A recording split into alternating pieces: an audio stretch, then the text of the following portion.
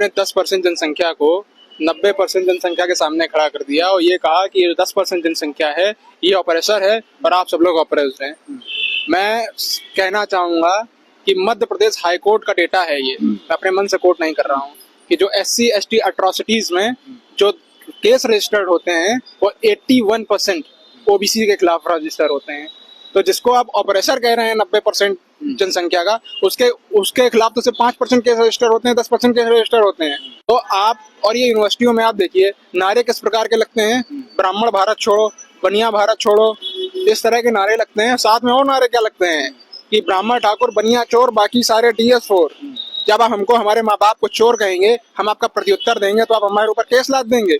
आप इन कानूनों को लाने के बाद अब ये कहना चाहते हैं कि हम तुमको गाली देंगे, तुम्हारे माँ बाप को गाली देंगे, तुम्हारे पूर्वजों को गाली देंगे और तुमको बैठ के सुनना पड़ेगा अगर इस यूनिवर्सिटी में पढ़ना है। तो मैं ये कहना चाहता हूँ सरकारों से कि हमको माइनॉरिटी घोषित कर दीजिए इस देश में, हम अपने इंस्टीट्यूशन खुद बना लेंगे, हम आपकी भीख में नहीं पलते हैं, अपने इंस्टीट्यूशन खुद बना लेंगे, अपने बच्चे वहां पढ़ाएंगे। घोषित करिए हमको माइनॉरिटी इस देश में। आप हमको क्या चाहते हैं? आप हमको यहूदी बनाना चाहते हैं इस देश में? आप हमारा जो हिटलर ने यहूदियों के साथ किया वही आप हमारे साथ करना चाहते हैं?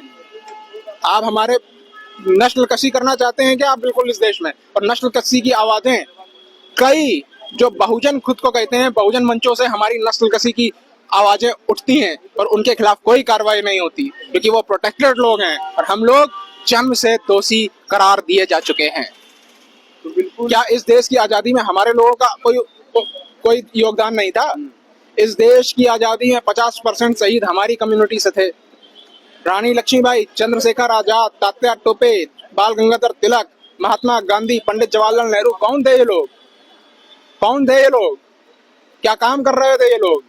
हमारे पूर्वजों ने इनके जब ये देश जो मॉडर्न स्टेट बना, मैं 1900 से पहले की बात नहीं कर रहा हूँ, जब मॉडर्न स्टेट बना ये देश, जब इस देश का कॉन्स्टिट्यूशन आया तो हमारे पूर्वजों ने सबका साथ सबका का विकास सोचा। आज जो सरकार कह रही है सबका साथ सबका विकास, तो वो बिल्कुल ढकोसला कर रही है। वो हमको मार देना चाहती है, हमको यहूदी बना देना चाहती है इस देश में। लेकिन ये बात कान खोलकर नरेंद्र मोदी जी सुन लें कि जिस सिंहासन पर वो बैठे हैं, जिस पर वो आसीन हैं, वो हमारे पूर्वजों का दिया हुआ है। वो डॉक्टर हेडगेवार की सोच है, जिस सोच से आज वो वहां बैठे हैं। इस बात को सोच लें, ना उखाड़ के फेंक दिया जाएगा। तो बिल्कुल ये